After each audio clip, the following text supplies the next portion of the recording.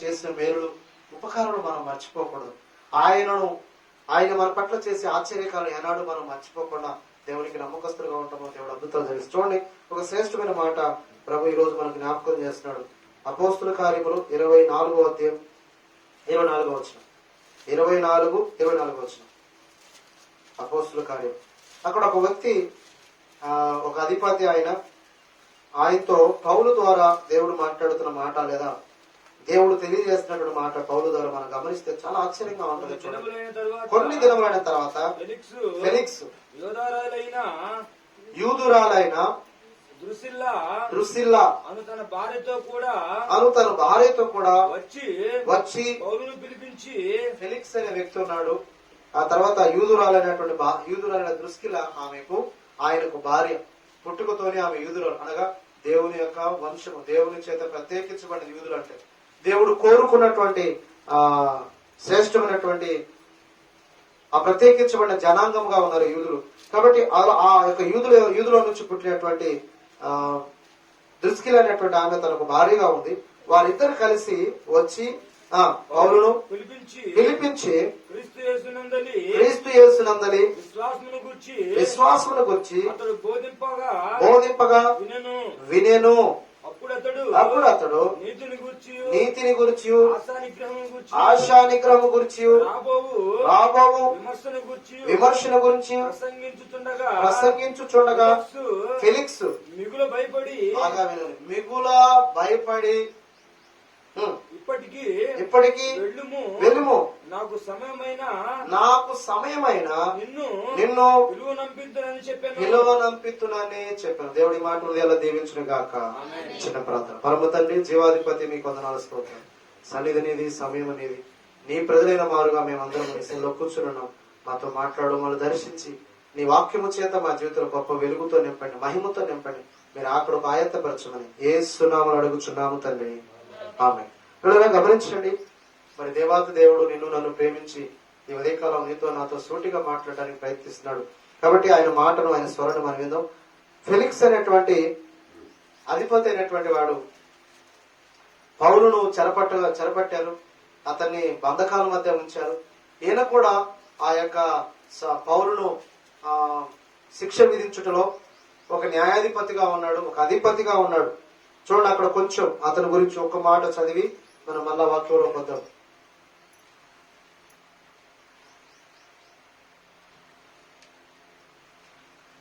22వ వచనం చూడండి. అదే 24-22లో, ఫెలిక్స్ ఈ మార్గం నుంచి బావుగా ఎరిగిన వాడై సహస్రాధిపతి అయిన లూసియా వచ్చినప్పుడు మీ సంగతి నేను విచారించి తెలుసుకుని చెప్పి విమర్శ నిలువు చేశాను. మరియు అతని విడిగా కావులో ఉంచి అతని పరిచయం చేయుటకు అతని స్వజనుడు ఎవరిని ఆటంకపరచకూడదని శతాధిపతికి ఆజ్ఞాపించారు. కాబట్టి పౌలును శిక్ష విధించే విషయంలో ఒక అధిపతిగా ఉన్నాడన్న సంగతి మనం గమనించాలి, ఈ ఫెలిక్స్ అనే వ్యక్తి. అయితే ఫెలిక్స్ యొక్క భార్య ఎవరంటే యూదురాలైనటువంటి యూదులో పుట్టినటువంటి బిడ్డ అనమాట. యూదులో పుట్టినటువంటి కుమార్తె, లేదా ఆమె గురించి రాయబడింది ద్రుస్కిల్లా. ఏం పేరు? యూదురాలైన ద్రుస్కిల్లా. ఆమెను బట్టి, ఆమె యూదురాలైంది కాబట్టి ఫెలిక్స్ ఏం చేశాడు, ఆ పౌలును పిలిపించి, చెరసాల్లో ఉన్నటువంటి పౌలును పిలిపించి ఏం చేస్తున్నారు, అతడు బోధింపగా అంటున్నారా. పౌలుకు శిక్ష విధించడానికి వచ్చినటువంటి ఫెలిక్స్ అధిపతిగా ఉన్నవాడు. అతను చేసిన పని ఏంటంటే గమనించండి, అతన్ని తీసుకొని విమర్శ తర్వాత చేద్దామని నిలువ చేశాడు. అతని విడిగా కావుల్లో ఉంచి అతనికి పరిచయం చేయటకు అతని స్వజనులు ఎవరిని ఆటంకపరచకూడదని శతాధిపతికి ఆజ్ఞాపించి ఇదంతా కూడా చేసినటువంటి ఈ యొక్క అధిపతిగా ఉన్నటువంటి వాడు, శిక్ష విధించేటువంటి వాడు ఏం చేస్తున్నాడంటే తన భార్యను బట్టి, ఆమె సాక్ష్యాన్ని బట్టి ఏం చేస్తున్నాడు, పౌలును పిలిపించి అతనికి శిక్ష వేయటే కాదు కానీ మీరు దేవుని గురించి చెప్పండి, యేసుక్రీస్తు యొక్క అందులో విశ్వాసం గురించి చెప్పండి అని ఆయన పిలిచి మాట్లాడే సందర్భం గమనించాలి. ఈరోజు రాజులైనా, అధికారులైనా, నాయకులైనా ఎవరైనా గమనించాలి. వారు దరిద్రులైనా, పేదవారైనా ఎవరైనా సరే, ప్రభు వాక్యం అంటుంది ఆయన అందరికీ ప్రభు అయినాడు. హల్లెలూయా. యేసుక్రీస్తు అందరికీ ప్రభు, అందరికీ ఉపకారి, అందరికీ మేలు చేయవాడు. ఆయన ఎందుకు విశ్వాసం ఉంచేవాళ్ళు కానీ ఆయన ఆశ్చర్యమైన కార్యాలు చేసేవాడు. దేవునికి స్తోత్రం. కాబట్టి పిల్లలు, మన దేవుడు గొప్ప దేవుడు, ఉన్నతమైన తండ్రి. ఆయన మన జీవితంలో ఏదైనా చేయగలిగినటువంటి వాడని గమనించాలి. ఈ రోజు అందుకే కుల మత వర్ణ వివక్ష భేదాలు లేకుండా ప్రతి ఒక్కరూ క్రీస్తు ప్రేమను తెలుసుకుంటున్నారు, ఆయన మార్గాన్ని అనుసరిస్తున్నారు. కాబట్టి దేవుణ్ణి వెంబడించే విధానము క్రైస్తవ్యం అదేదో మతము కాదు, కానీ క్రైస్తవం అదేదో ఇతరుల యొక్క బోధనలు లేకపోతే ఇతరుల యొక్క మతాలను కించపరిచేది కాదు. కానీ వాక్యం అంటుంది క్రైస్తవ్యం ఒక మార్గమై ఉన్నది. హల్లెలూయా. అది ప్రజలను ఒక నీతి మార్గం, సత్య మార్గమున పరలోకానికి నడిపించేటువంటి ఒక మార్గమై ఉన్నది. కాబట్టి అది మతము కాదు కానీ మార్గం అన్నది. కాబట్టి యేసు ప్రభువు కూడా చెప్తాడు, నేనే మార్గము, నేనే సత్యము, నేనే జీవం అంటాడు. కాబట్టి తానే మార్గము, సత్యమై, జీవమై ఉండి ఆయన ఎందుకు విశ్వాసం ఉంచిన వారిని ఆయన మార్గంలో, సత్య మార్గంలోకి నడిపించి జీవంలోనికి నడిపించే దేవుడుగా ఉన్నాడు. కాబట్టి చూడండి, యేసు ప్రభువుల గురించి ఆయన బోధిస్తుండగా వారు ఏం చేశారంట? విన్నారంట. ఒక అధిపతి తీర్పు తీర్చడానికి వచ్చాడు. కావల్లో ఉంచిన వాడిని, జైల్లో ఉంచిన వాడిని తీసుకొచ్చి వాడు చెప్పే మాటలు, అతను చెప్పే మాటలు వింటారా పిల్లరా? పౌలు యొక్క జీవితంలో అతని శిక్ష విధించడానికి వచ్చిన వాడని తెలిసి కూడా యేసు ప్రభువుల గురించి చెప్పమంటే పిలిపించుకున్నప్పుడు అతనంట దేవుని గురించి అనేక విషయాలు, వాక్యం ఉంటుంది అక్కడ ఏమో చెప్పండి, చదవాలి 24 వచనం. క్రీస్తు యేసునందరి విశ్వాసం గురించి అతడు బోధింపగా వినడు. పౌలు కూడా చూడండి ఎంత తను తగ్గించుకొని తను మరణానికే అప్పగిస్తూ, నాకు శిక్ష విధిస్తారు కదా, నన్ను మీరు నా మీద నేరం మోపుతున్నారు కదా, నేను చేసింది ఏంటి? సువార్త ప్రకటించడమే. నా క్రీస్తును ప్రకటిస్తున్నాను, నేను తప్పేమీ చేయలేదు, ఎవరినేమి విమర్శించలేదు అని తను బాధపడి నేనెందుకు చెప్పాలి ఇతనికి అని అనుకోలేదు. కానీ సమయం దొరికింది, దేవుని గురించి ప్రకటిస్తున్నాడు. హల్లెలూయా. క్రీస్తునందరి విశ్వాసముల గురించి వారికి బోధిస్తుండగా వారు శ్రద్ధగా వింటారంట. దేవునికి స్తోత్రం. ఈ రోజు యేసుక్రీస్తునందరి విశ్వాసముల గురించి నీకు నాకు బోధిస్తుండగా మనం వింటున్నామా? మనం దానికి లోబడుతున్నామా? ఆలోచించాలి. ఆయన ఎందుకు విశ్వాసం ఉంచే వానికి ఏ శిక్ష విధియో లేదు. ఆయన ఎందుకు విశ్వాసం ఉంచిన వాడిని ఆయన నీతిమంతులుగా చేస్తాడు. దేవునికి స్తోత్రం. ఆయన ఎందుకు విశ్వాసం ఉంచిన వాడిని ఆయన రక్తంలో కడగబడి పరిశుద్ధపరచబడి పరలోకానికి మహిమకు వారసులుగా చేస్తాడు. కాబట్టి ఎందరూ ఆయన ఎందుకు విశ్వాసం ఉంచుతారో వారందరూ ఆయన కుమారులు అవ్వటానికి ఆయన ఏం చేశాడు? అధికారం ఇచ్చాడు. ఫెలిక్స్ కు తన భార్యకు దేవుని కుమారులుగా కుమార్తెలుగా అయ్యే భాగ్యాన్ని పౌలు ద్వారా దేవుడు ఆ కృప చూపుతున్నప్పుడు వారు యేసుక్రీస్తునందరి విశ్వాసం గురించి పౌలు బోధిస్తుంటే శ్రద్ధగా విన్నారు. ఈరోజు నీవు నేను గమనించాలి. దేవుని అందరి విశ్వాసముతో మనం రక్షింపబడి, దేవుని అందరి విశ్వాసము చేత మనం స్వస్థపరచబడి, దేవుని అందరి విశ్వాసము ద్వారా నీ పాపములు నా పాపములు క్షమించబడి మనం మహిమకు పరలోకాన్ని సిద్ధపడటానికి మనకు దేవుడు ఆధిక్యత ఇచ్చినప్పుడు, ఆయన ఎందుకు విశ్వాసం ఉంచే భాగ్యం మనకి ఇచ్చినప్పుడు మనం విశ్వసించాలి. వాక్యం అంటుంది విధానం ఏంటంటే పిల్లరా, ఆయన ఎందుకు విశ్వాసం ఉంచి ప్రతివాడు నశింపక నిత్య జీవం పొందున. నీవు నేను నశింపక నిత్య జీవం పొందాలి అనంటే విశ్వాసం ఉంచని ప్రభునం. కేవలం విశ్వాసం, కేవలం ఆయన యందు నమ్మకం, కేవలం దేవుని మీద నీకు ఎంత విశ్వాసం ఉందో నీ విశ్వాసాన్ని బట్టి నువ్వు రక్షింపబడతావు. ప్రభు కూడా ఆయన ఎత్తుకు వచ్చినటువంటి అనేక మంది పశ్చాత్తులతో ఉన్నవారు కానీ, కుంటివారు గాని, గుడ్డివారు గాని, మరణ స్థితిలో ఉన్నవారు గాని, మరణించిన వారు గాని ఆయన ఎత్తకు వచ్చినప్పుడు ప్రభు అడిగే మాట ఒకటే, నేను ఇది చేయగలను, నువ్వు నమ్ముచున్నావా? నీకు విశ్వాసం ఉందా? నేను నమ్ముతున్నానయ్యా, నేను విశ్వసిస్తున్నానంటే మీరు నమ్మిన ప్రకారం, మీరు విశ్వసించిన ప్రకారం మీకు జరుగును గాక, మీరు వెళ్ళండి అనగా వారు వెళ్తుండగా స్వస్థపడ్డారు. దేవుని స్తోత్రం. లేదా దేవుని నోట ఆ మాట రాగానే వారిలో విశ్వాసం కలిగింది కనుక వెంటనే దేవుని కార్యం జరిగించాడు. ఆయన అంటాడు, నీ పరిపెత్తుకొని, పశ్చాత్తంతో ఉన్నటువంటి వ్యక్తితో అన్నాడు, నీ పరిపెత్తుకొని లేచి ఇక్కడ నుంచి వెళ్ళమనగానే ఆయన చెప్పిన మాటని వాడు వెంటనే తన పరిపెత్తుకొని, అప్పటి వరకు మంచాన పడినవాడు, అప్పటి వరకు ఎవరో ఒకరు ఎత్తుకెళ్తే వెళ్ళేటట్టు వాడు, అతని జీవితంలో ఎవరి సహాయం లేకుండా నడిచేవాడు కాదు, పడుకునేవాడు కాదు, ఏ పనైనా చేసేవాడు, అచ్చంగా మంచాన పడినవాడు. కేవలం దేవుడు మాట్లాడే ఒక మాట ఆయనలో విశ్వాసం కలిగింది. పైగా అంటాడు, మీ స్నేహితులు విశ్వసించిన ప్రకారం, లేదా మీ యొక్క స్నేహితుల యొక్క విశ్వాసం ప్రకారం 4 మోసుకుని వస్తారు ఆయన్ని. ఒక గృహంలో యేసుప్రభువు బోధిస్తుండగా ద్వారబంధువులు అంతా కూడా అందరూ కిక్కిరిసిపోయారు. ఇలాగే ఒక రేకుల షెడ్డుగా ఉంటే పెంకుటిల్లు, ఆ పై నుంచి ఆ మంచానికి తాళ్లు కట్టి అక్కడి నుంచి యేసుప్రభువు ఎదురుగా ఆయన ఏం చేశారు? దించారు. ఆయన దించగానే అక్కడ మీరు గమనించండి, ప్రభు అంటాడు, వారి విశ్వాసం చూసి నీ పాపములు క్షమించబడ్డవి, నీ పరిపెత్తుకొని లేచినాడు. ఎలా వింటున్నారు? దేవుని యొక్క విశ్వాసం ఉంచితే మన పాపములు క్షమించబడతాయి. దేవుని యొక్క విశ్వాసం ఉంచితే మనకు స్వస్థ కలిగితే, దేవుని యొక్క విశ్వాసం మనం ఉంచితే మన మార్గాలు సరళం చేయబడతాయి. దేవుని యొక్క విశ్వాసం ఉంచినట్లయితే ప్రభు నిన్ను నన్ను నీతిమంతులుగా చేస్తాడు. నిన్ను నన్నే కాదు, మన వంశములు, మన కుటుంబాలను మనం అనేకులకు ఆశీర్వాదకరంగా ఉన్నట్లుగా ఆయన చేయబడు. కేవలం చేస్తుంట ఆయన ఎందు విశ్వాసం ఉంచడం. మనం డబ్బులు పెట్టక్కర్లేదు, ఆస్తు రాసి ఇవ్వక్కర్లేదు. మన యొక్క ఏమంటారు ప్రథమ సంతానమైన వారిని మనం ఆయనకు బలి ఇవ్వక్కర్లేదు. కానీ ప్రభు చెప్తుందంటే విశ్వాసం ఉన్నట్లయితే, నమ్మకం మీకు ఉన్నట్లయితే, ఆవగింజంత విశ్వాసం అంటే ఎంత, ఆవగింజంత విశ్వాసం మీకుంటే ఈ కొండెల్లి సముద్రంలో పడమన్నా పడదు. కాబట్టి పిల్లరా, ఈరోజు దేవుని అందరి విశ్వాసము నీకు నాకు ఉన్నదా? ఎంతవరకు ఆయన మీద విశ్వాసం ఉంది? నా ప్రభు నన్ను మారుస్తాడు, నా ప్రభు నన్ను స్వస్థపరుస్తాడు, నా ప్రభు నన్ను లేవనెత్తుతాడు, నా ప్రభు నన్ను ఆశీర్వదిస్తాడు అని ఆయన మీద విశ్వాసం ఉంచుతున్నారా? ఒకసారి గమనించాలి కదా. కాబట్టి ఈ విధంగా ఆయనకు విశ్వాసం గురించి, యేసుక్రీస్తు అతని విశ్వాసం గురించి అతడు బోధింపగా వినెను. అప్పుడు అతడు ఇంకను నీతిని గురించి, ఆశా నిగ్రహం గురించి, రాబో విమర్శన గురించి ప్రసంగిస్తుండగా, ఇంకేం చెబుతున్నాడంట? నీతిని గురించి, ఆశా నిగ్రహం గురించి, రాబో విమర్శన గురించి ప్రసంగిస్తుండగా. మొదటేమో యేసుక్రీస్తు విశ్వాసం గురించి బోధించాడు. తర్వాత ఏం చేస్తున్నాడు? నీతిని గురించి బోధిస్తాడు. మన నీతి మురికి గుడ్డగా ఉంది, కానీ దేవుడు తానే తన నీతిని మనకిచ్చాడు. హల్లెలూయా. తన పరిశుద్ధతను మనకిచ్చాడు, తన పవిత్రతను మనకిచ్చాడు. మనము కోల్పోయినటువంటి మహిమను తిరిగి ఆయన ద్వారా తన మహిమను మనకిచ్చాడు దేవుడు. దేవునికి స్తోత్రం. ఏ పాపము శాపము చేత దేవుని మహిమను కోల్పోయామో, నీతిని కోల్పోయామో, తిరిగి తన నీతిని దేవుడు మనకిచ్చాడు. మన నీతి మురికి గుడ్డగా ఉంది. గుడ్డ మంచిదే, కానీ ఏమైంది? మురికి అయిపోయింది. కొద్దిసేపు మంచిగా ఉంటాం, మరి కొద్దిసేపటికల్లా చెడుతనం మనలోకి వస్తుంది. కొద్దిసేపు మనం ఆశీర్వాదకరంగా మాట్లాడతాం, విశ్వాసంగా మాట్లాడతాం, ఆ తర్వాత మళ్ళీ మనం గొడవాడుతున్నాం, మనం దూషిస్తున్నాం. కొన్నిసార్లు దేవునికి గట్టిగా నమ్మకంగా ఉంటాం, కొన్నిసార్లు దేవునికి ద్రోహంగా ఉంటాం. కొన్నిసార్లు భర్తకు ఏమంటారు మేలు చేసే వ్యక్తిగా ఉన్నాం, కొన్నిసార్లు భర్తకు ద్రోహం చేసేవారుగా. కొన్నిసార్లు భార్యను ప్రేమించేవారుగా ఉంటాం, భార్యను దుఃఖ పెట్టేవారుగా, భార్యను బాధించేవారుగా. ఒకరినొకరు ఏం చేస్తున్నాం? బలాత్కారం చేసుకుంటూ, ఒకరినొకరు దూషించుకుంటూ మనం జీవించే పరిస్థితి మనలో కనపడుతుంది. అంటే ఏంటి? మనిషి జీవితంలో ఎలా ఉన్నాడంటే, మేడి పళ్ళు చూడ మేలు, పొట్టవిప్పు చూడ పురుగులు ఉన్నట్లుగా పైకి బాగా కనపడతాం, కానీ అంతరంగం ఏముందంట? దేవునికి దూరంగా ఉంటుంది.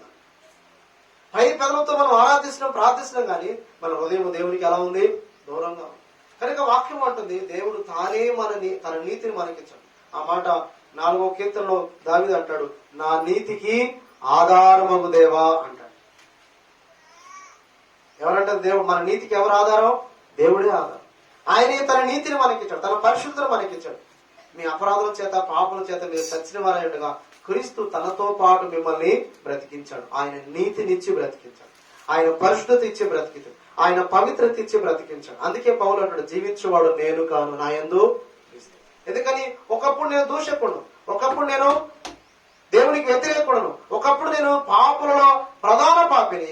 అయితే ప్రభు నన్ను ప్రేమించి, హల్లెలూయా, తన నీతిని నాకు ఇచ్చి. ఈరోజు దేవుని నీతిని నువ్వు పొందుకున్నావా? దేవుని పరిశుద్ధత నీలో ఉందా? దేవుని రక్తము చేత నువ్వు కడగబడ్డావా? ఆయన వాక్యము చేత నువ్వు సరిచేయబడ్డావా? ఆయన ఎందు విశ్వాసము చేత ఆయన స్వరూపులోకి నీవు నేను మార్చబడ్డావా? గమని. ఒకటి, ఆయన ఎందు మనం విశ్వాసం ఉంచాలి. రెండోది, ఆయన నీతిని మనం పొందుకోవాలి. మూడవది, ఆశా నిగ్రహం మనలో ఉండాలి. ఏముండాలి? ఆశా నిగ్రహం. ఆశపడటం తప్పు కాదు, కానీ ఆశ దురాశ అయితే, దురాశ దుఃఖానికి చేయటం మనం చెప్తాం. అయితే ఆశ దురాశగా మరి ఏమవుతుందో చూడండి. ఒక్కసారి యాకోబు పత్రికలో మనం గమనిస్తే, మొదటి అధ్యాయం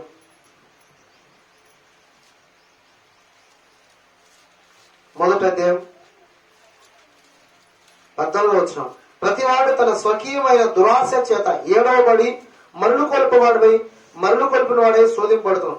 దురాశ గర్భము ధరించి పాపము గనగా పాపం పరిపక్వమై మరణము కనును. వింటున్నారా? ఆశ పట్టడం తప్పులేదు, దురాశ ఉండకూడదు. ఈరోజు దురాశ చేతని ఎంతో మంది పాపానికి లోనైపోతున్నారు, పాపానికి గురవుతున్నారు. దురాశ చేత నేను అర్జెంటుగా గొప్పవాడిని అయిపోవాలి, నేను అర్జెంటుగా గొప్ప మేడ మిద్దులు కట్టాలి, ఆస్తులు సంపాదించాలి. కాబట్టి ఏం చేస్తున్నాడు? మోసం చేస్తున్నాడు, అక్రమం చేస్తున్నాడు. అంటారా పిల్లరా? దురాశ చేత లోకంలో అనేక రకాలైన ఆకర్షణలకు మనిషి లోబడిపోతున్నాడు, శరీరాశలకు లోబడిపోతున్నాడు, అక్రమమైన వాటిని చేస్తున్నాడు. దేవునికి వ్యతిరేకమైన స్వభావం మనిషిలో పనిచేస్తుంది. తాను చేసిన పాపం ఏంటో తప్పేంటో తెలియనటువంటి పరిస్థితిలో మనిషి ఉంటాడు. దురాశకు ఇదంతా ఆశ పొడుగు అన్నాడు, ఆశపడిన ప్రాణులు దేవుడు తృప్తిపరుస్తాడు. కానీ దురాశ ఉండకూడదు. మనకు మించిన దాన్ని ఆశించడమే దురాశ. మనకు అవసరం లేని దాన్ని ఆశించడమే దురాశ. నీకు ఒక భర్తను, భార్యను, బిడ్డలను దేవుడు ఇచ్చిన తర్వాత వారి యందు ఆనందించాలి, వారిలో సంతోషించాలి. ఎంతవరకు ఆశ. దానికి మించి నీ భర్తను మించి వేరొకరిని, నీ భార్యని మించి వేరొకరిని, నీ కుటుంబానికి కావాల్సిన పోషణ దేవుడు ఇస్తుంటే ఆ పోషణతో నువ్వు సంతృప్తి చెందాలి. అలా కాకుండా నేను నా పక్కింటి వాడు నిన్నగాక మొన్న వచ్చేవాడు, వాడు మేడ కట్టాడు, వాడు అన్ని కొనుక్కున్నాడు, బండి కొన్నాడు, ఫ్రిడ్జ్ కొన్నాడు, అయ్యో అవి కొన్నాడు, నేను కొనలేకపోతున్నాను ఏంటి అని దాని గురించినటువంటి ఆశ చేత దురాశ మనం పడటం, ఆ పని మనకు దొరక్క మనం సంపాదించలేకపోతే ఏం చేస్తా ఉంటాం? తాగుడు అలవాటై, జోదం అలవాటై, భార్య కూడా పక్కింటాను చూడు, పక్కింటాను చూడు, వాళ్ళు ఎలా సంపాదించాడు చూడు, వీళ్ళు ఎలా సంపాదించాడు చూడు. మనుషులు పేరు చెప్పు. మన ఇద్దరు కూడా అంటే జతపరచబడిన వారికి కూడా హక్కు లేదు మీరు వేరైపోవటం, విడిపోవటం. అన్నారు భర్తను కాదని వేరొకరిని ఆశ్రయించడం ద్రోహము అంటున్నాడు. భర్తకు ద్రోహం చేయడం. భార్యను కాదని వేరొకరిని వెంబడించడం ద్రోహం అన్నాడు. సంఘం కూడా ఈరోజు దేవుని ఆరాధించాల్సింది పోయి లోకాన్ని ఆరాధిస్తారు, ప్రతిమలను ఆరాధిస్తారు, చెట్లను పొట్లను ఆరాధిస్తారు, సృష్టిని ఆరాధిస్తారు. కానీ సృష్టికర్తన దేవుడు ఏం చేస్తున్నారు? మర్చిపోతారు. ఇది కూడా భయంకరమైన వ్యభిచారం. వాక్యం విన్నప్పుడేలా గమనించాడు. నీతి తొలగిపోయి మనలోకి అవినీతి వచ్చింది. అయితే ప్రభు అంటాడు, అపరాధముల చేత పాపముల చేత చచ్చిన వారైన మిమ్మల్ని రక్షించడానికే నేను ఈ లోకానికి వచ్చాను. హల్లెలూయా. విమోచించడానికే నేను వచ్చాను. నా నీతి మీకు ఇస్తాను.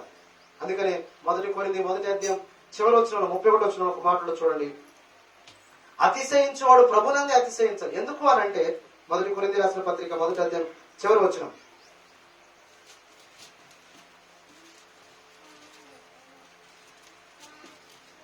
త్వరగా చదవాలి, తీసుకున్నాడు. అతిశయించువాడు ప్రభునందే అతిశయించవలను అని వ్రాయబడినది నెరవేరునట్లు దేవుని మూలంగా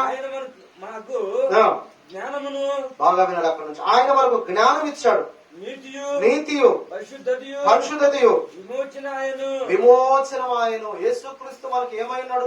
ఒకటి, ఆయన విశ్వాసము చేత మనం రక్షింపబడుతున్నాం, మారు మనసు పొందుకున్నాం, దేవుని వెంబడిస్తున్నాం. రెండవది, ఆయన మనకిచ్చిన రక్షణ, ఆయన మనకిచ్చిన విమోచనం మనం గమనిస్తూ లేదా ఆయన విశ్వాసం ద్వారా ఆయన మనకి ఏం చేస్తాడంటే జ్ఞానం ఇస్తాడు, లోకంలో నీతిని కలుగు చేస్తాడు, పరిశుద్ధత మనం కలుగు చేస్తాడు, విమోచనమాయాడు. మన పాపం నిమిత్తమైన శిక్ష అంతా దేవుడు భరించి నీకు నాకు ఏ శిక్ష విధి లేకుండా కొట్టివేస్తాడు. ఒకసారి గమనించండి, మనం చేసిన తప్పిదానికి వెంటనే శిక్ష వస్తే ఎంతమంది మనం బ్రతుకుతాం పిల్లలు బోధిస్తూ నేను వింటున్నా మన జీవితం. ఒక్కసారి ఆలోచించండి. ఈరోజు నలుగురికి కనపడకుండా, నలుగురి దగ్గర బాగున్నాం, నలుగురికి కనపడకుండా ఒంటరిగా మన జీవితం ఎలా ఉంటుంది? ఒంటరి జీవితం ఎలా ఉంటుంది గమనించుకోవాలి పిల్లలు. ఒంటరి జీవితంలో నువ్వు దేవుని ఆరాధిస్తున్నావా? దేవుని మీద ఆశ కలిగి బ్రతుకుతున్నావా? అలా అయితే నీ జీవితం శ్రేష్టమైనది. నీ దేవుని యొక్క నీతి నువ్వు పొందుకున్నావు, విమోచన నువ్వు పొందుకున్నావు, పరిశుద్ధ నువ్వు పొందుకున్నావు. ఒంటరి జీవితం వేరుగా ఉందా? నలుగురికి కనపడేటట్టుగా భక్తి, నలుగురు కనపడేటట్టుగా విశ్వాసం, నలుగురు కనపడేటట్టుగా నువ్వు దేవుని బిడ్డవని కనపడుతూ మనం బ్రతికితే, అందుకే అన్నాడు క్రైస్తవుడు అని జీవించు, క్రైస్తవుడిగా నటించకు అంటాడు. నేను ఒక మాట ఏమంటాడు, ఒక సేవకుడు చెప్తూ అంటాడు, క్రైస్తవంలో ఈరోజు చాలా మంది క్రైస్తవుడిగా నటిస్తున్నారు కానీ క్రైస్తవ్యాన్ని లేదా క్రీస్తు మనసును, క్రీస్తు పరిశుద్ధతను, క్రీస్తు నీతిని, క్రీస్తు అనుగ్రహించిన విమోచనను, జ్ఞానం పొందుకొని బ్రతుకుతున్నామా ఆలోచించాలి. హల్లెలూయా. ప్రభు అన్నాడు దుర్దినాలు, అపాయకర దినాలు. చివరిగా ఇవన్నీ చెప్పుకుంటూ వస్తే ఆ ఫెలిక్స్ ఏమన్నాడు, మిగులు భయపడంట, ఇంత మట్టుకు చాలు, ఇక మీరు వెళ్ళచ్చు, నాకు సమయం వచ్చినప్పుడు నేను నిన్ను తెలుసుకో. ఎన్ని మాటలు చెప్పినాక చాలా మంది చెప్పే మాట ఏం తెలుసు? అందుకనే రక్షణ, మారు మనసుకు, బాప్తిసానికి దూరంగా ఉంటారు. మందిరానికి వస్తారు కానీ మా పుట్టుకతోనే క్రైస్తవులు అంటారు కానీ ఎంతమంది మారు మనసు పొంది బాప్తిసం తీసుకుంటారు? ఎంతమంది దేవుని వైపు తిరుగుతున్నారు? నేను గమనించిన విషయం, చాలా విషయాలు ప్రభు చెప్పుకుంటూ వచ్చాడు. అక్కడ అన్న మాట ఏంటంటే, అతను అన్నాడు ఇంత మట్టుకు చాలు, నాకు సమయం వచ్చినప్పుడు. ఎప్పుడు సమయం మనకి చెప్పాలి? ఒక్కొక్క మాట క్లుప్తంగా నేను చెప్పాలనుకున్న విషయం చాలా వరకు చెప్పాను. ఇక ఒక రెండు మాటలు గమనిస్తూ సమయము అనే మాటని ఒకటి రెండు మాటలు మనం గమనించి మనం ప్రార్థించాలి. ఒకసారి చూడండి, చాలా విషయాలు కానీ అన్ని చదువుకోవడానికి సమయం సరిపోదు. కీర్తనకారుడు 69:13 వచ్చిన ఒకసారి చదవండి. 69:13. మరొకరు 49:8 వచ్చిన చూడండి. యెషయా గ్రంథం కీర్తనకారుడు 69:13 చూడండి. యెహోవా అనుకూల సమయమున నేను నిన్ను ప్రార్థిస్తున్నాను. దేవా నీ కృపాబాహుళ్యమును బట్టి నీ రక్షణ సత్యమును బట్టి నాకు ఉత్తరమిమ్ము. వింటున్నారా? ఎప్పుడంట? అనుకూల సమయం. దేవునికి స్తోత్రం. పిల్లలు గమనించండి, యూదురాలైన భార్యను ఆయన చేసుకుని గాని, క్రీస్తునందరి విశ్వాసం గురించి బోధింపబడ్డాడు గాని, నీతిని గురించి, ఆశా నిగ్రహం గురించి, సత్యముల గురించి, లేదా అనేక విషయాల గురించి విన్నాడు. కానీ మిగుల భయపడి మనసు మార్చుకోవాల్సిన వాడు ఏం చేశాడు? ఇంతటితో ఆపండి. మన ఆత్మీయ జీవితాలు ఎక్కడ ఆగిపోయినాయి? రక్షణ ఉందా? నీకు మారు మనసు ఉందా? బాప్తిస్తం తీసుకున్నావా? కొంతమంది బాప్తిస్తం తీసుకొని ప్రభు కొరకు ఫలించే వారుగా ఉన్నారా? నీ ద్వారా ఒక ఆత్మను రక్షింపబడుతుందా, లేదా నీ ద్వారా ఒక ఆత్మ దేవునికి దూరం అయిపోతుందా?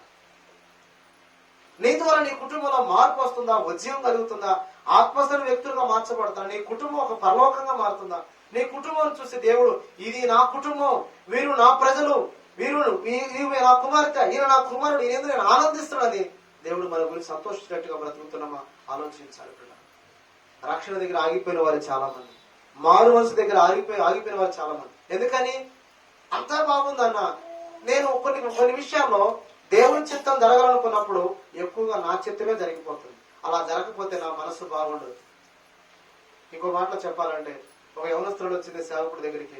ఆయన ప్రార్థిస్తూ ఉన్నప్పుడు ఆమె నోరు తెరిచి, లేదా అతను నోరు తెరిచి అన్నాడు, అమ్మా నీ హృదయం దేవునికి, దేవుడు నీ జీవితంలో మేలు చేస్తాడు, నిన్ను రక్షిస్తాడు, నీకు ఒక మంచి భర్తను ఇస్తాడు, నీకు మంచి ఉద్యోగం ఇస్తాడు, నీ కుటుంబాన్ని కడతాడు, నీ పట్ల దేవునికి ఒక ప్రణాళిక ఉంది. కొంతమంది యవనస్తులు దేవుని వైపు తిప్పుతామంటే ఆమె అంటున్న మాట ఏంటంటే, పాస్టర్ గారు మందిరానికి ఏం కావాలో చెప్పండి, మీకు వ్యక్తిగతంగా ఏం కావాలో చెప్పండి, ఏ పరిచయం చేయమంటో చెప్పండి, నేను చేస్తాను, కానీ నా హృదయాన్ని మాత్రం అడగొద్దు. ఎందుకు? నేను వేరే వాళ్ళకి ఇచ్చాను. మనస్సు మారట్లా ఈరోజు పిల్లరా. ఏంటి మనస్సు మారటం అంటే? దొంగతనం చేయకపోవటం, సినిమా చూస్తుండగా దాటి వెళ్ళిపోవటం, బూతులు మాట్లాడుతుండగా అమ్మో నాకెందుకని పక్క వెళ్ళిపోవటం. ఇది కాదు మారు మనసు అంటే. మారు మనసు అంటే తెలుసా? నీ మనసు వెళ్ళిపోయి దేవుని మనసు నీలోకి రావాలి. హల్లెలూయా. నీ స్వనీతి వెళ్ళిపోయి దేవుని నీతి నీలోకి రావాలి. నీలో ఉన్న పాపం వెళ్ళిపోయి దేవుని పవిత్రత నీలోకి రావాలి. నీలో ఉన్న ప్రతి అపవిత్రత వెళ్ళిపోయి దేవుని పరిశుద్ధత రావాలి నీలో. నీ జీవితంలో పాప విషయం నుంచి విమోచింపబడి నీవు నవీన స్థితి పొందుకోవాలి. అందుకే ఒకడు క్రీస్తు యేసునందు వాడు నూతన సృష్టి, పాతవి గతించెను, సమస్తము కొత్తవి అవుతున్నాయా? కొత్తవి పాతవి అలాగే ఉంటున్నాయా? అదే అబద్ధాలు, అదే మోసాలు, అదే దేవునికి వ్యతిరేకమైన స్వభావం మనలో పనిచేస్తుందా? ఒక్కసారి ఆలోచించండి. ఇతను అన్నాడు, మిగులు భయపడ్డాడంట. ఆ వాక్యం చెప్తుంటే తర్వాత అంటాడు, నాకు సమయం వచ్చినప్పుడు వస్తా కానీ ఇంత మట్టుకు చాలు, వెళ్ళిపో. చాలా మంది ఈరోజు వాక్యాన్ని ఎంతవరకు తీసుకుంటున్నారు? వాళ్ళకి అనుకూలమైన వరకు. దేవుడు దీవిస్తాడు, అవును ప్రభావం దీవించు. దేవుడు నన్ను ఆశ్రదిస్తాడు, అవునైనా ఆశ్రదించు. నా జీవితంలో ఏది కొదువు లేకుండా చేస్తాడు, అవునయ్యా నాకు కొదువు లేకుండా. నాకు దేవుడు ఆరోగ్యం ఇస్తాడు, స్వస్థపరుస్తాడు, అవును స్వస్థపరు. ఇవన్నీ అడుగుతున్నావు. దేవుడు నీ జీవితంలో ఇలాంటి మేలులు చేయాలంటే నీ మనసు మార్చుకో. అదొక్కటి మాత్రం అడగదు. ఏంటంట? సేవకుడు అంటాడు, చాలా మంది వస్తూ బాప్తిస్తం తీసుకున్నారు, వీడు అంతకుముందు అంత పరిచయలో బాగుంటాడు, ఆరాధిస్తాడు, పాటలు పాడతాడు, ఏ పనినే చేస్తాడు, వీడు తీరా బాప్తిస్తం వచ్చే సమయానికి ఎక్కడ ఉంటాడు? వీడు వెళ్ళిపోతాడు. ఎందుకని?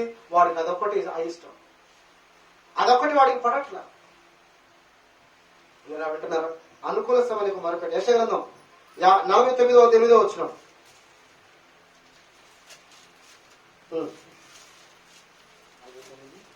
8. మరొక ప్రసంగి గ్రంథం 3:17 తీసుకుంచండి. 3:1-17 ప్రసంగి గ్రంథం. యెషయా గ్రంథం 49:8 యెహోవా ఇలాగ సెలవిస్తున్నాడు, అనుకూల సమయమందు నీ మొర ఆలకించి నీకు ఉత్తరం ఇచ్చి తిని. ఏ దినమంట? రక్షణ దినమందు నిన్ను ఆదుకొంటిని, బయలువెల్లుడని అని బంధింపబడి వారితో బయటికి రండి అని చీకట్లో ఉన్న వారితోను చెప్పుచు దేశమును చక్కపరిచి పాడైన స్థలములను పంచిపెట్టుటకై నిన్ను కాపాడి ప్రజలకు నిబంధనగా నియమించాడు. బంధింపబడిన వారిని బయటికి రావడానికి, చీకట్లో ఉన్న వారి వెలుగులోకి రావడానికి, దేశంలో పాడైపోయిన వాటిని చక్కపరిచి పంచిపెట్టడానికి నేను నిబంధనగా నిన్ను కాపాడి ప్రజలకు నిబంధనగా చేశాడు. మనం ఎవరో తెలుసా? ఇటు చూడ నా వైపు నిద్రపోతారు అందరూ. మనం ఎవరో తెలుసా? ప్రజలకు మాదిరితో కలిగినటువంటి వారుగా, ప్రజలను ప్రభు వైపు తిప్పడానికి ఒక నిబంధన జనం అంట మనం. దేవునికి స్తోత్రం. ఇర్మియా చెప్పాడు కదా, నేను నిన్ను నియమించుకున్నాను, నేను ఏర్పరచుకున్నాను, నేను ప్రతిష్ఠించుకున్నాను, ప్రజలకు నిన్ను ప్రవక్తగా నేను నియమించాను. హల్లెలూయా. నీ కుటుంబంలో నీ భర్త మారడానికి, నీ భార్య మారడానికి, నీ బిడ్డలు మారడానికి, నీ కుటుంబంలో నీ ఇరుగు పొరుగు వారు మారడానికి ప్రభు నిన్ను నన్ను ప్రత్యేకంగా నియమించుకున్నాడు. హల్లెలూయా. రక్షించి కాపాడి ఈ దినం నేను నిన్ను నియమించాను. ఏమంటారు? నియమించడం కదా, నిన్ను కాపాడి ప్రజలకు నిబంధనగా నియమించింది. నిబంధనగా దేవుని యొక్క నిబంధన, దేవుని యొక్క ఉద్దేశం, దేవుని యొక్క ప్రణాళిక ప్రజలకు ఏర్పడడానికి, ప్రజలకు తెలియజేయడానికి దేవుడు నేనేం చేశాడు? నిబంధనగా నియమించుకున్నాడు. కాబట్టి ఇప్పుడు గమనించారు, నిబంధనగా ఉంటున్నామా? దేవుని బిడ్డలు వీరు, ప్రార్థనా పరులు వీరు, దేవుని వెంబడించేవారు, దేవుని వెలుగు వీరి మీద ఉంది, దేవుని యొక్క కనుదృష్టి వీరి మీద ఉంది, దేవుడి మీద ఆశ్రదిస్తాడని ప్రజలు మన గురించి చెప్పుకునేటట్టుగా మాదిరితన జీవితాలు మనలో ఉన్నాయా? వీరు దేవుని నమ్ముకున్నాడు గాని మనసు మారలేదని చెప్తారా? దేవుని నమ్ముకున్నాడు గాని ఆ కనుచూపు మారలేదని చెప్తారా? దేవుని నమ్ముకున్నారు గాని వారి జీవితంలో లోకాశను విడిచిపెట్టదని మన గురించి చెప్తారా? ఆలోచన చేయండి ప్రియులారా. ఒకవేళ అలా మనం దేవుని వెంబడిస్తూ మార్పు లేని వారిగా ఉంటే ఇతని వల్లే, ఇతను ఏం చేస్తున్నాడు? ఇంత మట్టుకు చాలు, నాకు సమయం వచ్చినప్పుడు నేను మారు. ఈరోజు ఎంతో మంది సమయం రావాలి, మారాలి అంటారు. ఎప్పుడు సమయం? ఇప్పుడే మిక్కిలి అనుకూల సమయం అంటారు. చూడండి ఒకసారి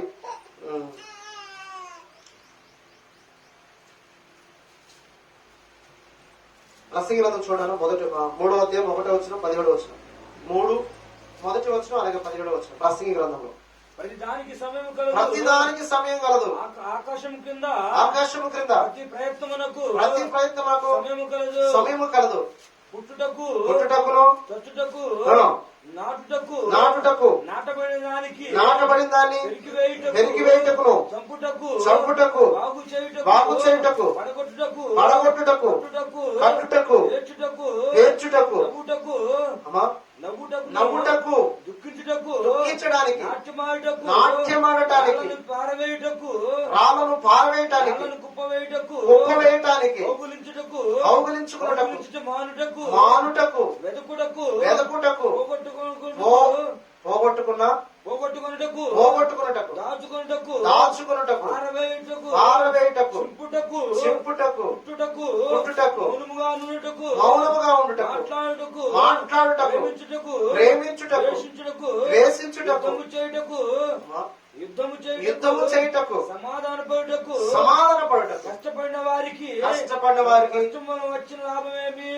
చాలు 17వ వచనం చదువు. అందులో 3:15 ప్రతి ప్రయత్నమునకును ప్రతి క్రియకును తగిన సమయం ఉన్నదని నీతిమంతులకును దుర్మార్గులకును దేవుడే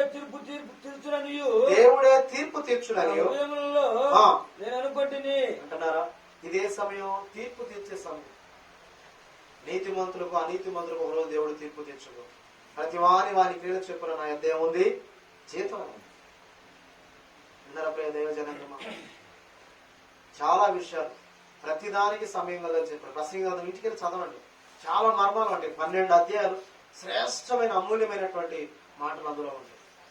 ప్రసంగి తన జీవితంలో సొలొమోను ఆ దేవుని యందు భయభక్తులు కలిగి తాను నేర్చుకున్న ప్రతి మాటను జ్ఞాపకం చేస్తున్నాడు. ఆయన ప్రతిదీ ఇది మంచిదని నేను తలంచాను, కానీ అంతా వ్యర్థం అంటూ దేవుని యందు భయభక్తులు కలిగి ఉండటే, ఆయన వెంబడించటమే తీర్పు తీర్చే దేవుడు ఆయనని, ఆయనకు లోబడితే ఇదే మానవ కోటికి దేవుడు ఇచ్చిన విధి అని ప్రతి దాంట్లో ప్రతి అధ్యాయంలో ఒక అనుభవాన్ని చెప్తూ వస్తాడు. కాబట్టి పిల్లలు గమనించండి, సమయం ఎప్పుడు దేనికి సమయం? తీర్పు తీర్చడానికి సమయం రాబోతుంది. అనుకూల సమయంలో మొరపెడితే అనుకూల సమయంలో ఆయన కూడా నీ ప్రార్థన ఆలకించే రక్షణ నీకు ఇస్తాడు. ప్రజలకు నిబంధనలు నియమిస్తాడని చెప్పాడు. రెండోదిగా మనం గమనిస్తే సమయం అనే దాంట్లో విమర్శించుటకు, తీర్పు తీర్చుటకు సమయం ఉంది. ఒక రోజు పౌలు కూడా కొరింథీ రాసిన పత్రికలో చెప్తాడు, ఈ దేహముతోనూ దేహము విడిచినను మనం చేసిన ప్రతి క్రియకు ఒక రోజు దేవునికి లెక్క అప్పచెప్పాలి. ఆయన క్రీస్తు న్యాయపీఠం ఎదుట మనం అందరం నిలబడి మన లెక్క దేవునికి ఏం చేయాలి? అప్పగించాలి.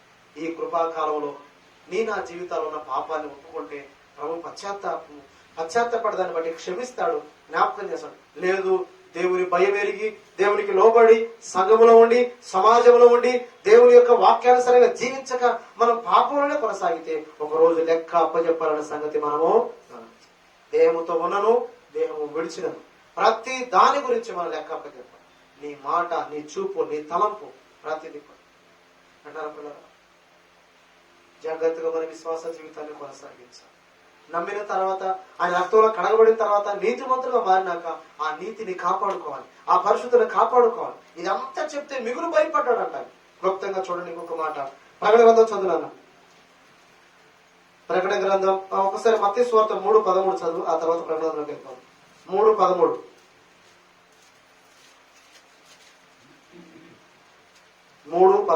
ప్రకటన మత్తయి సువార్త. ఆ సమయమున యెహోవా చేత బాప్తిసం పొందుటకు యేసు గలిలయ నుండి యోర్దాను దగ్గరున్న అతని యొద్దకు వచ్చెను. అందుకు యోహాను నీ చేత బాప్తిసం పొందవలసిన వాడినై ఉండగా నీవు నా యుద్ధకు వచ్చున్నావా అని ఆయన్ను నివారింపజేయి చూచెను. గాని యేసు ఇప్పటికి కానిమ్ము నీతి యావత్తు ఇలాగు నెరవేర్చుట తగి ఉన్నదని అతనికి ఉత్తరం ఇచ్చాను. బాప్తిసం తీసుకోవడానికి ఓ సమయం కాదు. యేసు ప్రభుల వారి తానే బాప్తిసం తీసుకొని మన అందరికీ మాదిరించారు. ఈరోజు ఎంతమంది బాప్తిసాలు తీసుకున్న బాప్తిసాన్ని ఎంతమంది కాపాడుకున్నారు? మహిమను ఎంతమంది కాపాడుకున్నారు? రక్షణ ఎంతవరకు కాపాడుకున్నారు? నేను వచ్చే వరకు మీకు కలిగిన దాన్ని గట్టిగా పట్టుకోండి. మీకు ఇవ్వబడిన కిరీటం మొన్నటిదిన ఒక దైవజనుడు చెప్పాడు. సుమారు 6-7 కిరీటాల గురించి చెప్పాడు. పౌలు అంటాడు కదా, నేను మంచి పోరాటం పోరాడాను, నా విశ్వాసాన్ని నేను కాపాడుకున్నాను, నా పరుగును నేను తుదముట్టించాను, ఇక మీద నా కొరకు నీతి కిరీటము ఉంచబడి ఉన్నది. నీకు ఇవ్వబడిన కిరీటాన్ని, నీ యొక్క జీవితంలో రక్షణ సాతాను ఏం చేయాలంట కానీ దేవుడు నీకు ఇచ్చే గిఫ్ట్లు, ఆ బహుమానులు, ఆ కిరీటాలు పొందుకోకుండా ఏం చేస్తాడంట? మనల్ని ఇబ్బంది పెడతాడు. అందుకే చాలా మంది ఈరోజు విశ్వాస భ్రష్టులు అయిపోతున్నారు. చాలా మంది ఈరోజు దేవుని కొరకు నిలబడి మేలు అనుభవించవలసిన వారు, కిరీటం పొందాల్సిన వారు అనేక మంది ఈరోజు దాన్ని పోగొట్టుకున్నారు. కారణం ఏంటంటే విశ్వాస జీవితంలో దేవుని కొరకు నమ్మకస్తులుగా ఉండలేకపోతాం, ప్రభు కొరకు నమ్మకస్తులుగా ఉండలేకపోతాం. ప్రభు మనం చూస్తున్నాడు, మనల్ని ఎంతో ప్రేమిస్తున్నాడు, తన ప్రాణం పెట్టి నిన్ను కొనుక్కున్నాడు, తన సొత్తుగా చేసుకున్నాడు, మనకు ఒక శ్రేష్టమైన జీవితం ఇచ్చాడని మనం మర్చిపోతున్నాం. చాలా చిన్న చిన్న వాటి కొరకు. మోషే మాట చెప్పాలంటే అల్పకాలము పాపము. ఎంతకాలం అంట పాపభోగము? అల్పకాలం, క్షణికావేశం. అల్పకాలము పాపభోగం అనుభవించడం కంటే దేవుని ప్రజలతో కూడా శ్రమ అనుభవించడం నాకు మేలు. ఎంత శ్రేష్టమైన మాట! అల్పకాలమైన వాటి కోసం, ఆ చిన్న తాగుడు కోసం. మన్నయ్య గారు అన్నారు, పిల్లలను చూపిమంటే చూసి ఏడుస్తున్నారు. చూసి కాసేపటికి మా పాస్టర్ గారు, బావగారు ఇప్పుడు ఏడుస్తున్నారు, మీరు తాగేటప్పుడు ఏడుస్తారా? ఇలా చేస్తే ఏమన్నా అయితే నా బిడ్డలు ఏమైనా అని ఏడుస్తారా? అప్పుడు ఏడవరు. ఎప్పుడు ఏడుస్తారు? నీకు బలహీనమై పిల్లలు ఏమైపోతారో, నేను కళ్ళకు దూరం అయిపోతే అని అప్పుడు బాధ వస్తుంది. పాస్టర్ మరి ఇలాగన్నారు, బావగారు అంటూ నవ్వుతూనే చెప్పింది, ఇప్పుడు ఏడుస్తారు కానీ ఇప్పుడు బాధపడుతున్నారు కానీ మీరు అదే తాగేటప్పుడు మా బిడ్డలు భార్య గుర్తు రావట్లేదా? తప్పు చేసేటప్పుడు భార్య బిడ్డలు గుర్తు రావట్లేదా? భర్త గుర్తు రావట్లేదు, భార్య గుర్తు పిల్లలు గుర్తు రావట్లేదు. ఈ రోజు అలా గుర్తు వస్తే ఎవరు అట్టి పాపానికి ఎప్పుడు గుర్తు వస్తుంది? అంతా అయిపోయినా చేతులు కాలేక ఆకులు పట్టు, అంతా జరిగిపోయినాక మానవుల జీవితం. సాతాను కూడా చూడండి, వాడికి ఉన్నది సమయం కొద్దిగానంట. వాడికి ఒక సమయం ఉంది. ఏ సమయం? కొద్ది సమయం. ఎంత మట్టుకు ఎంతమంది లాగుతారో అంతమంది లాక్కెళ్తారు. ఎక్కడికి? నరకానికి, పాతాళానికి, పాపములోనికి, వ్యభిచారం, అక్రమం, భయంకరమైనటువంటి క్రియలోకి ఈ రోజు లాగుతున్నాడు. చిన్న చిన్న పిల్లలు సరిపోతున్నారు. ఏ ఊర్లోకి వెళ్ళినా చిన్న పిల్లల ఫోటో కనపడతాం. ఎవరొస్తారు ఎందుకు? తాగుడుకు, జోదానికో, లేకపోతే బైక్ రైడింగ్ వెళ్ళి యాక్సిడెంట్.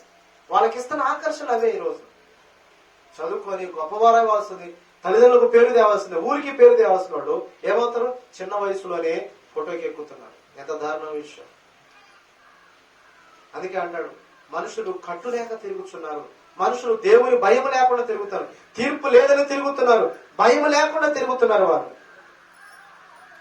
వారి మీదికి హఠాత్తుగా వచ్చే మరణాన్ని తప్పించుకోలేని వారుగా ఉన్నారు. ఎంత చెప్పినా వినని వాడు మరి హఠాత్తుగా ఏమవుతాడంట? మరణం అవుతాడు, నాశనం అవుతాడని వాక్యం చూసారా? ఎందుకో తెలుసా?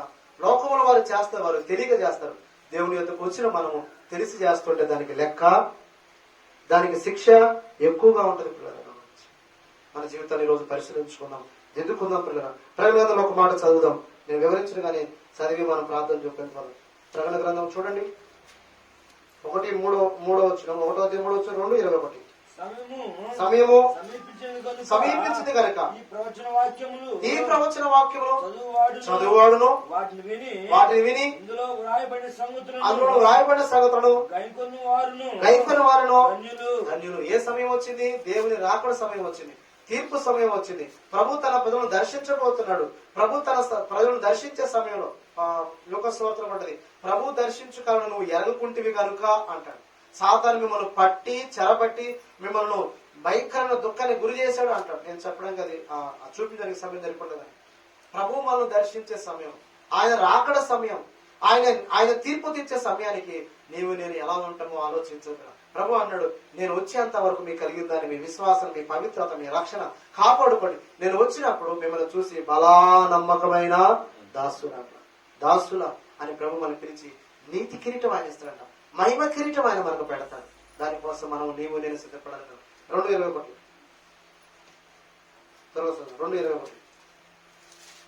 అందులో మారు మనసు పొందుటకు నేను దానికి సమయం ఇచ్చితిని గాని అది తన జారత్వము విడిచిపెట్టి మారు మనసు పొందనల్లదు. అది అనగా లోకం అనగా లోకంలో మనము జారత్వం. ఏ జారత్వం? దేవుని కంటే ఎక్కువగా సుఖానుభవం కలిగి, దేవుడు నీకు ఇచ్చిన దానికంటే అధికంగా ఆశించదు. అదే చెప్పాను కదా, దురాశ.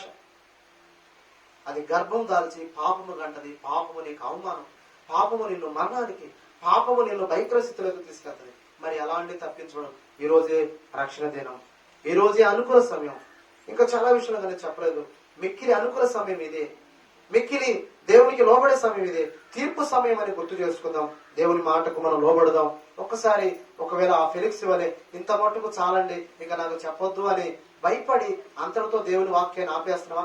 నాకు ఒక సమయం ఉంది, ఒకనొక సమయంలో నేను అనుకున్నప్పుడు, నా ఇష్టమైనప్పుడు నేను వస్తానని వస్తే ఆ రోజుకి నువ్వు బ్రతికుంటావో చనిపోతావో ఆలోచించుకో. ఆ రోజుకు నువ్వు రమ్మన్నప్పుడేమో నీ శరీరం ఆరోగ్యం బలంగా ఉన్నప్పుడు నేను రమ్మన్నప్పుడు నేను రాను అంటున్నావు. ఒకవేళ బలహీనతలో రావాల్సి వస్తుందేమో చూడండి.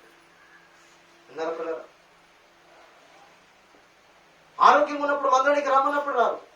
దేవుడు ఆయుష్నిచ్చినప్పుడు దేవుని ఎద్దకు వచ్చి ప్రభా నా పాపలకు క్షమించరావు. బలహీనత వచ్చినప్పుడు వెళ్ళాలనుకున్నా వెళ్ళలేమో. ఆ రోజు కూడా లేచి నిలబడదామా? ఒక్కసారి మన జీవితంలో సమర్పించుకున్నాం దేవునికి. దేవుని అందరి విశ్వాసంతో ప్రవహించే రక్షణ పొందుకుందామా?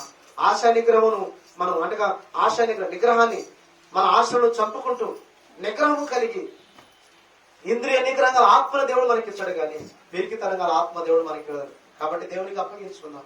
నిజమే, లోకంలో ఉన్న అనేక శ్రమలు, అనేక ఆకర్షణలు మన చుట్టూ ఉన్నాయి. కానీ వాటన్నిటిని తాలుకోవడానికి విశ్వాసములు కడితే దాన్ని కొనసాగి యేసు వైపు చూద్దాం. ఆయన విశ్వాసం వస్తాం, ఆయన నీతిని పొందుకుందాం. ఆయన గురించినటువంటి మర్మాలు లేదా ఆయన గురించిన బోధమని విని దేవునికి లోపడదాం. ఇదే మిక్కి అనుకూల సమయాన్ని దేవునికి మొరపెడదాం. అనుకూల సమయం నువ్వు మొరపెడితే అనుకూల సమయంలో దేవుడు కూడా నీ మొర వింటాడు, నీకు రక్షణ ఇస్తాడు, ప్రజలకు నిబంధనగా నేను చేస్తాడు, అనేకులకు ఆశీర్వాదకరంగా మారుస్తాడని ఈ రోజు మనం జ్ఞాపకం చేసుకున్నాం. పిల్లలు ఒకవేళ బాప్తిస్తం లేకపోతే ఈ రోజే ఇదిగో బాప్తిస్తం తీసుకునే సమయం అని యేసు ప్రభుల వారే తానే స్వయంగా బాప్తిస్తం తీసుకుని మనకు మాదిరిత్వం చూపాడు.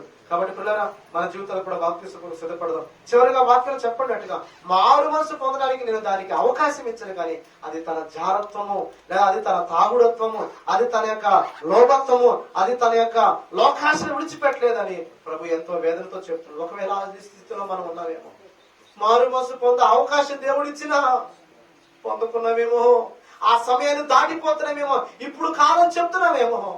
అయ్యో గమనించండి, కరోనా చేత, తెగుళ్ళ చేత, అపాయాల చేత ఎంతమంది మరణించారు. నీవు నేను సజీవులు ఉన్నప్పుడు దేవుని కృపని జ్ఞాపకం చేసుకుందాం, పశ్చాత్తాపడదాం. ఒకసారి ప్రభు వైపు చూద్దాం, ఒకసారి ప్రభు వైపు చూసి దేవుని ఇచ్చే రక్షణ మనం పొందుకుందామా. చిన్న ప్రార్థన చేసుకుందామా. పరమ తండ్రి, జీవాధిపతి నీకున్నా చెప్పండి, నీ మాట మా హృదయంలో నీరు కట్టి ఫలింపచేయండి.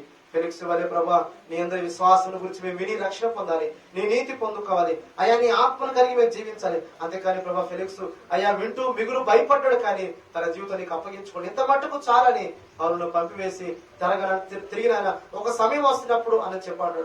అయ్యా రేపు ఏం సంభవిస్తుందో మాకు తెలియదు అయ్యా, నేడు దినం ఉండగానే రక్షణ పొందాలి. ఇదే మిక్కిలి అనుకూల సమయం, నేడే రక్షణ దినం అని నీ వాక్యంలో స్పష్టంగా రాయబడింది. కాబట్టి నీ వాక్యం మా ఎదుట ఉండగా, మా నోట ఉండగా, మా హృదయం ఉండగా ఇప్పుడే నేను సొంత రక్షణ అంగీకరించి మారు మనసు పొంది, బాప్తిస్వం పొంది, నీ ఆత్మ చేత నింపబడి నీ రాకలో సిద్ధపడే కృప మా అందరికీ దయచేయమని, సమయాన్ని పోనివ్వకుండా ప్రభా మా జీవితాల్లో ప్రభా నీకు అప్పగించుకునే కృప మాకివ్వండి అయ్యా. సమయాన్ని పోనిచ్చేటువంటి ఆ అజ్ఞానం వల్ల మీరు ఉండదు, జ్ఞానం కలిగి సమయం సద్వినియోగపరచుకోమను. కనుక నీ జ్ఞానం, వివేకం మాకు ఇచ్చమని నడిపించమని, నిన్న వాక్యం మధ్యలో నీరు కట్టి ఫలింపచేసి దీవించమని క్రీస్తు నామములో ప్రార్థించి వేడుకొనుచున్నాము తండ్రి, ఆమేన్.